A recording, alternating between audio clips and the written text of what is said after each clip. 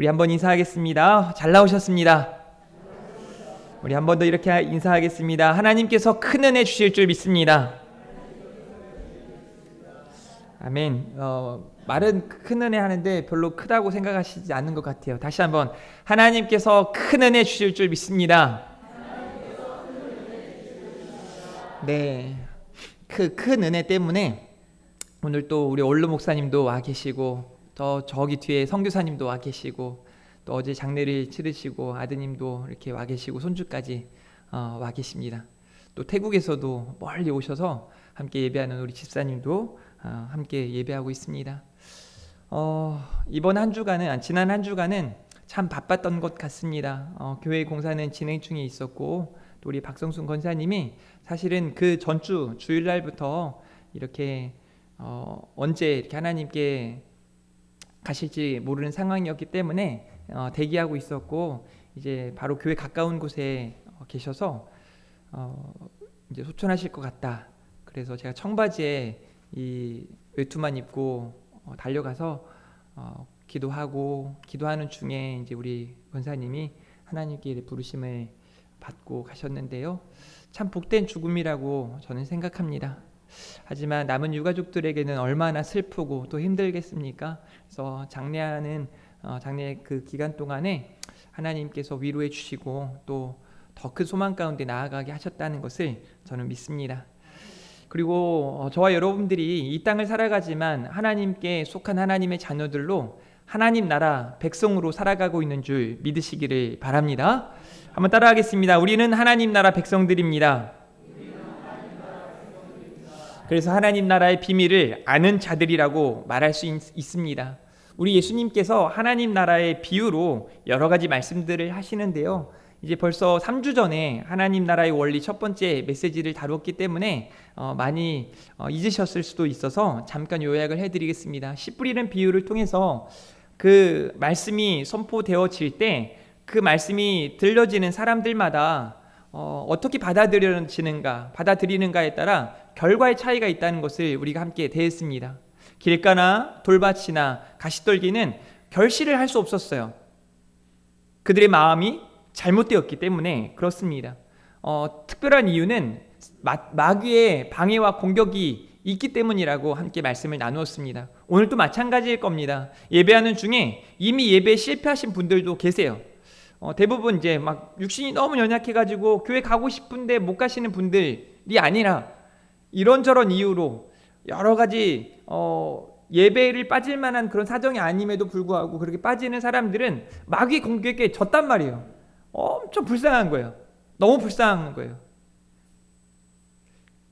그리고 이 자리에 와서 이제 말씀이 들려지는 인생들도 있거든요. 말씀이 들려지지만 돌밭처럼 그냥 금방 말씀이 달아나 버리는 사람도 있고, 또 그 말씀이 잠깐 결실을 맺지만 또 문을 밖을 나서면서 여러 가지 걱정, 근심, 염려로 금방 또 잊어버리는 사람들이 있어요. 말씀을 잊어버리는 거죠. 빼앗기는 거예요, 마귀에게. 또 여러 가지 세상의 욕심이나 유혹 때문에 그 말씀들을 뺏기는 사람들도 있다는 거예요. 그러면서 우리가 좋은 땅에 대해서 30배, 60배, 100배의 결실을 맺는 이 좋은 땅에 대해서 함께 들으면서 결실해야 된다라는 메시지를 함께 다루었습니다. 그게 바로 하나님 나라의 원리인 겁니다. 오늘 본문 중에 마가복음 4장 30절에 이런 말씀이 기록되어 있습니다. 또 이르시되 우리가 하나님의 나라를 어떻게 비교하여 또 무슨 비유로 나타낼까라고 말씀하세요. 여러분, 예수님께서 비유로 설명한 중요한 이유가 있는데요. 첫 번째는요, 알아듣기 쉽게 하기 위함이에요. 그러니까 하나님 나라가 이렇게 그냥 감추어 두는 것이 아니라 하나님 나라를 선언하고 선포하고 많은 사람들에게 알리기 위함이라는 거예요. 더 쉽게 알아듣기 쉽게 하기 위해 비유로 설명하시는 거예요. 그런데 또 한 가지 이유는 알아듣지 못하게 하시는 이유도 있다는 거예요. 이런 말씀이 기록되어 있죠. 너희에게는, 그러니까 한마디로 믿는 사람들에게는 허락되었지만 그 말씀을 믿는 자들은 못 알아듣는 거죠. 그게 하나님 나라의 신비인 겁니다. 오늘 마가복음 4장 33절 말씀인데요. 같이 한번 읽어볼까요? 시작!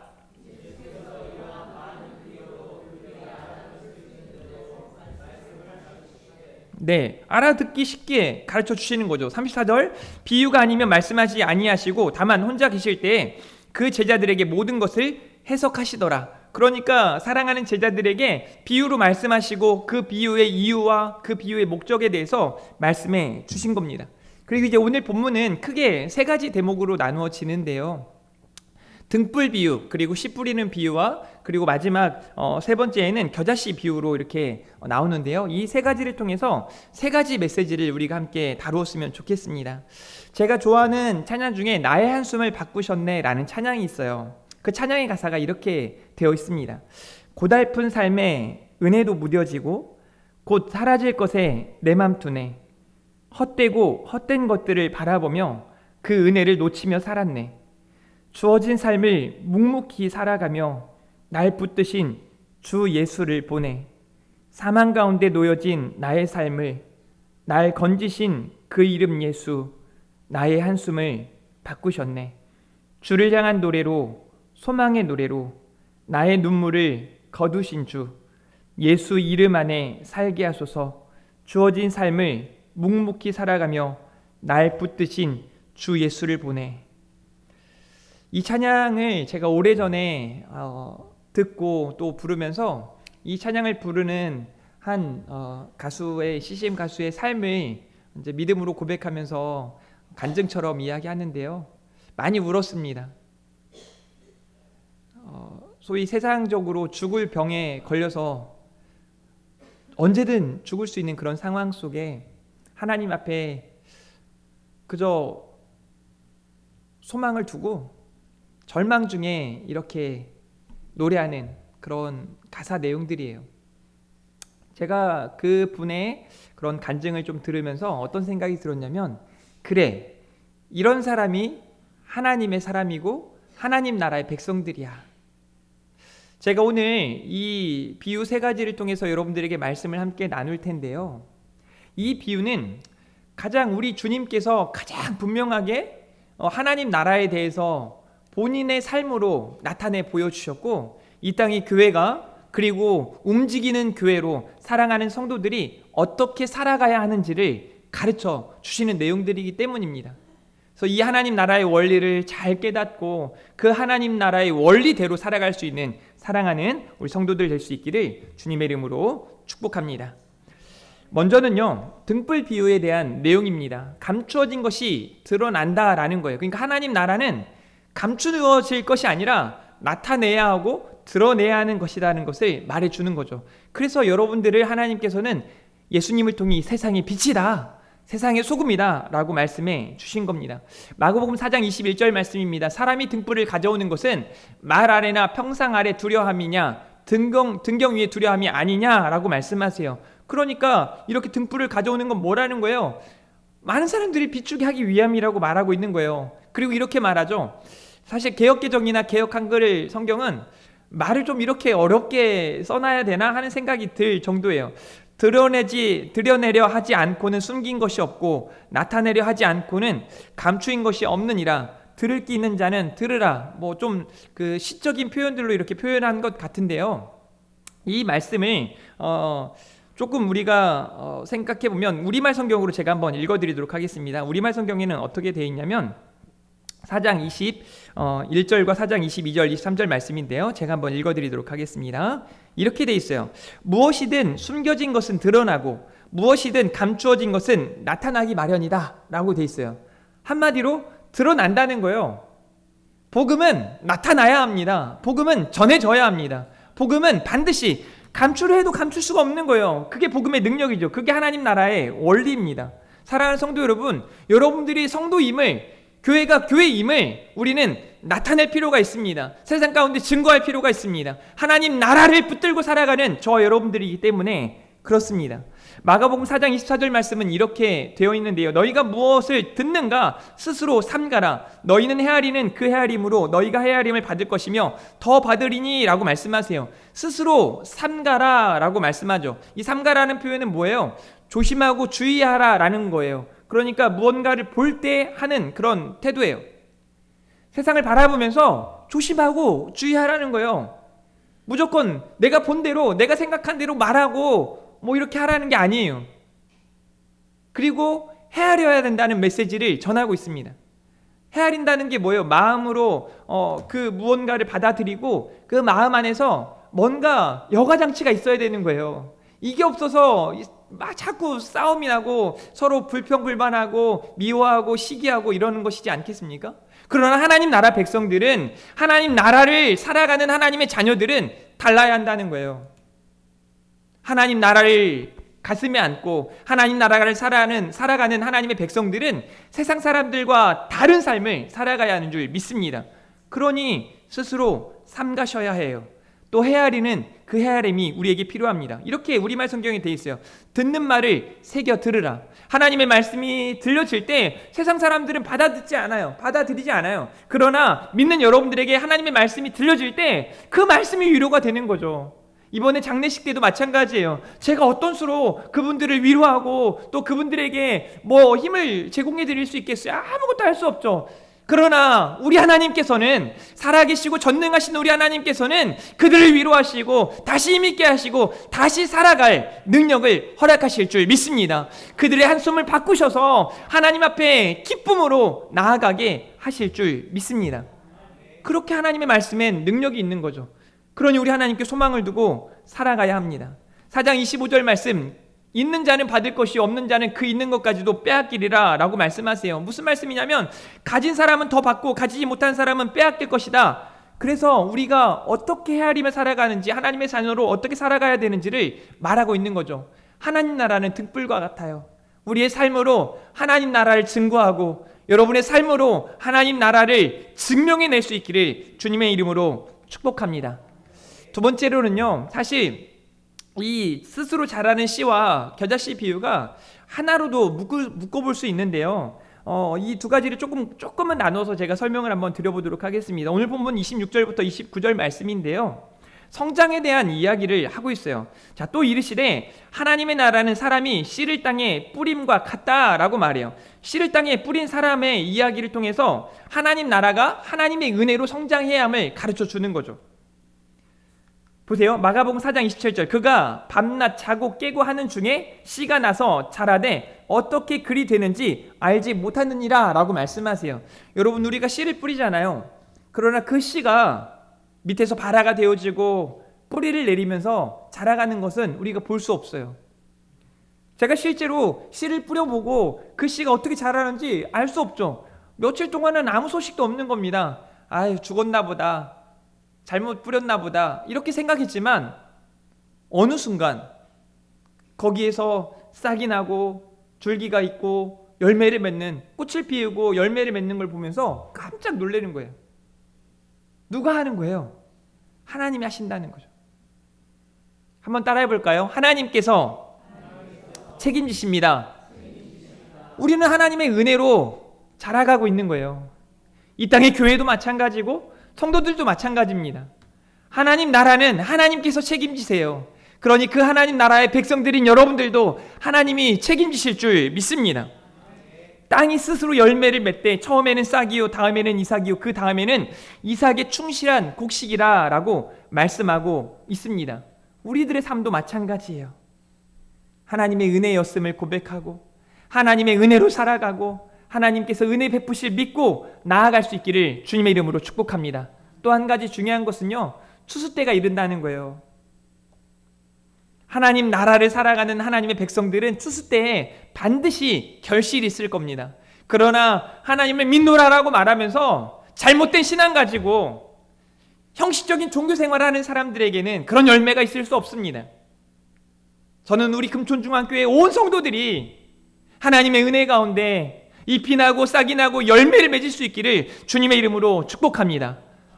어떻게요? 하나님께서 책임지신다는, 하나님께서 함께 하신다는, 하나님께서 은혜 베푸신다는 그 믿음으로 살아가는 하나님의 자녀들, 하나님의 백성들에게 말입니다. 하나님의 나라는 씨가 자라는 것과 같습니다. 하나님의 은혜로 성장하는 거죠. 하나님의 은혜를 따라 성장하며 열매 맺는 삶을 살아갈 수 있기를 예수님의 이름으로 축원합니다. 두 번째로요, 겨자씨 비유를 통해서 영향력 있고 얼마나 풍성한 삶을 살아가야 하는지를 말하세요. 겨자씨 한 알과 같다라고 말씀하세요. 땅에 심길 때에는 땅 위의 모든 씨보다 작은 것이로되 실제적으로는 가장 작은 씨는 아닙니다. 그런데 커다란 영향력을 나타낸다라는 것을 알 수 있어요. 이제 이 겨자씨를 다른 성경에서는 나무라고 이야기해요. 그런데 제가 아무리 봐도 나무라고 하기에는 좀 나무 같지는 않고, 그래서 겨자풀, 겨자씨 풀 이렇게도 말할 수 있겠는데요. 왠지 한번 보면 좋겠어요. 사진을 한번 보여주시겠어요? 겨자씨가 나오는데요. 너무 작죠. 그러니까 작으니까 그러니까 사람들이 많이 볼 수 있고 생각하는, 야, 겨자씨 정말 작다라고 말할 때 이거를 많이 이야기한 거죠. 예수님께서도 그 내용을 말씀하시는 거예요. 그런데 그 겨자씨가 심긴 후에는 자라서 모든 풀보다 커지며 큰 가지를 내나니 공중의 새들이 그 그늘에 깃들일 만큼 되느니라 라고 말씀하세요. 그래서 어느 정도 자라는가?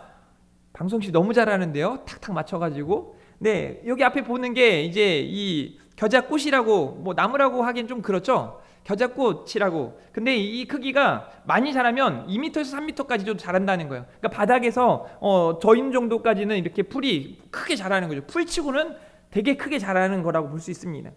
그러니까 얼마나 성장 후에 얼마나 확장되어지고 그 영향력이 커져가는지, 특별히 다른 성경에서는 그냥 큰 나무가 된다라고 말하지만, 그래서 새들이 깃든다라고 말하지만, 오늘 마가복음 4장 32절은 이렇게 말해요.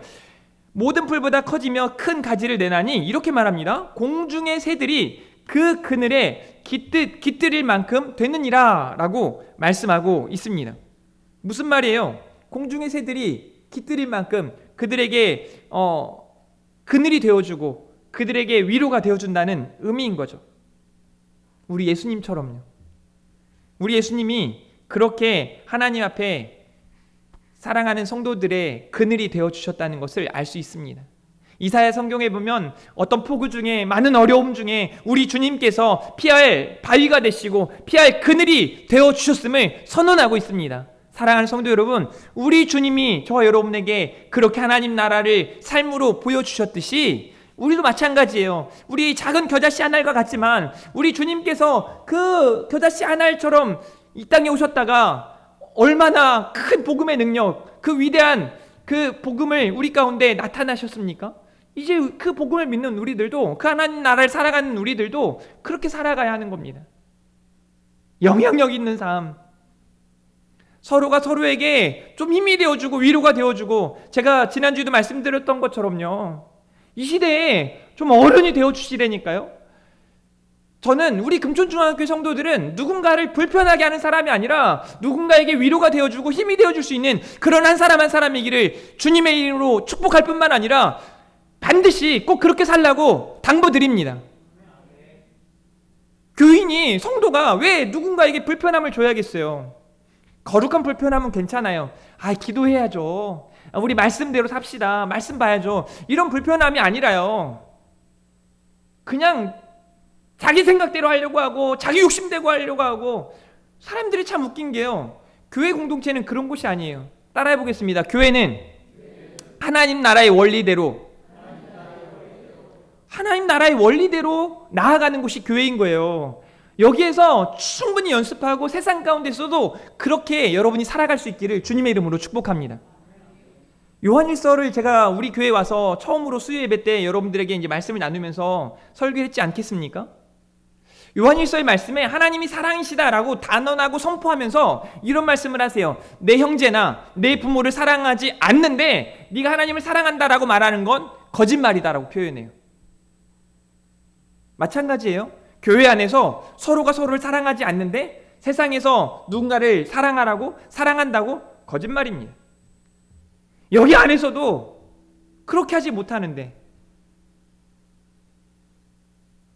뜨겁게 사랑하라고 성경이 말하는데, 그 하나님 나라의 원리는 저리 가고 자기 생각대로 나한테 잘해주면 잘해주고 나한테 못하면 나는 복수라는 게 눈에는 눈, 이에는 이 정도가 아니잖아요. 사실 뭐예요? 내가 한쪽 눈을 당하면 두 쪽 눈을 힘들게 해야 되고, 내가 한쪽 다리를 망가지면 두 쪽 다리를 망가지게 하는 게 복수의 개념이에요.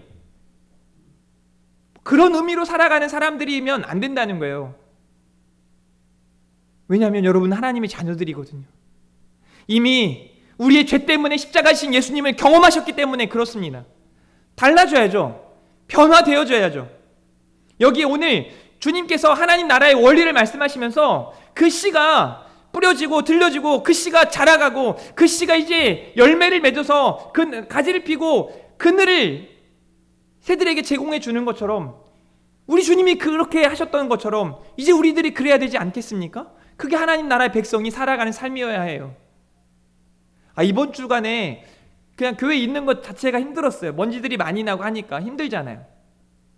그래서 가능한 대로 뭐 설교 준비하다가도 커피 마시러 갔다 오고 집에 있다가 오고 몇 번이나 오고 이제 나름대로 먼지 안 내기 하기 위해서 혼자 하는 건 쉽지 않지만 보니까 어저께 한 10분 가까이 오셔가지고 같이 쭉 청소를 하는데요.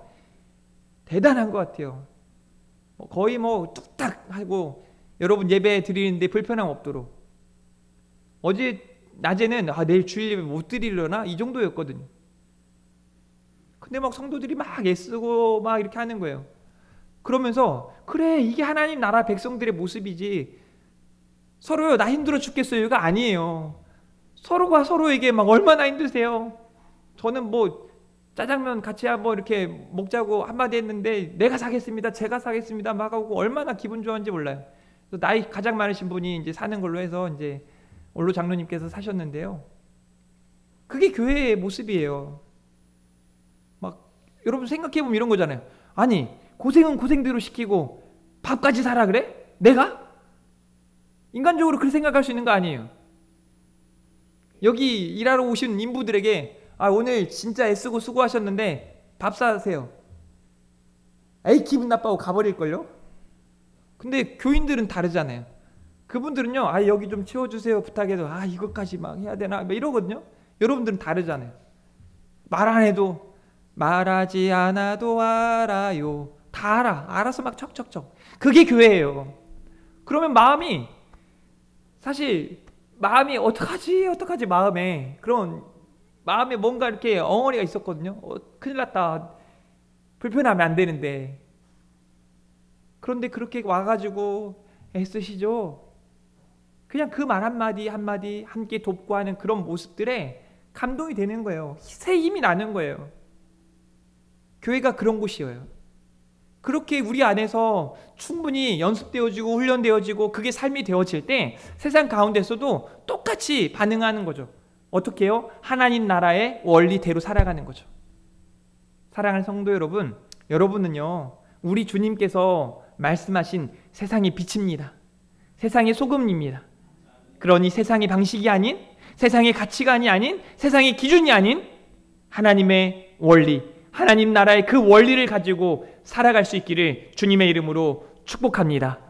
믿음으로 성장하시고 믿음으로 선한 영향력을 나타낼 수 있기를 주님의 이름으로 축복합니다. 우리 함께 찬양하시고 우리 함께 준비된 예물 올려드리도록 하겠습니다. 나는 믿네 찬양하시고 함께 예물 드리고 축도하고 예배 마치겠습니다.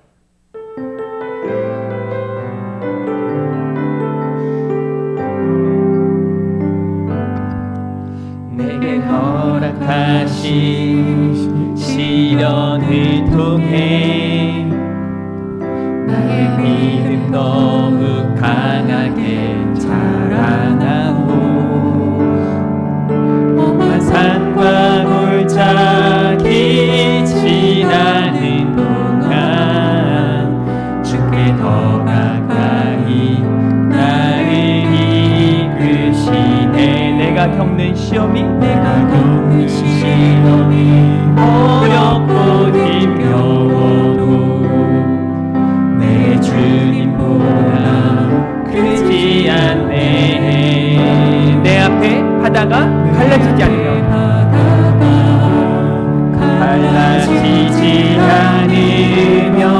주가 나로 바다 위 걷게 하리. 나는 믿네, 나는 믿네. 주의 능력으로 내 삶 새롭게 되리. 나는 믿네. 주의 능력으로 담대히 나가리라. 주와 함께 싸워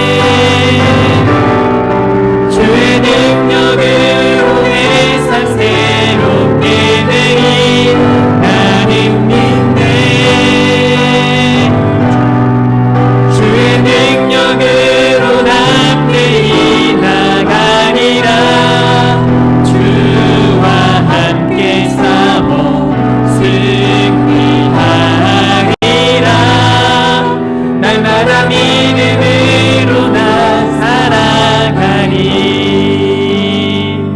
하나님 감사합니다. 우리로 하나님을 믿게 하시고 하나님 나의 원리를 깨닫게 하시고 하나님의 말씀을 듣고 그 말씀대로 살고자 하는 마음도 믿음도 허락하시니 감사합니다. 하나님의 은혜를 따라 하나님 나라의 원리대로 살아가는 사랑하는 우리 성도들 다 될 수 있도록 하나님의 능력으로, 성령의 능력으로 우리와 함께하여 주시옵소서. 하나님, 오늘 또 준비된 예물을 하나님 앞에 기쁨으로 감사함으로 드립니다. 지난 한 주간 여러 가지 삶의 어려움도 있고 아픔도 있고 힘듦도 있었지만 그 어려움들을 내려놓고 우리 하나님의 은혜에 감사하며 믿음으로 예물을 드립니다. 드려지는 예물이 쓰여지는 곳곳마다 선한 하나님의 역사가 나타나게 하시고 부족함이 없게 하시고 이 예물을 통하여 하나님의 영광이 드러나게 하여 주시옵소서. 사랑하는 우리 성도들을 지켜주시길 원합니다. 위로하여 주시길 원하고 소원합니다. 새 힘을 공급하여 주시길 원합니다. 능력으로 함께하여 주시길 원하고 소원합니다. 하나님께서 강건하게 하시고 성령의 능력으로 승리케 하여 주시옵소서.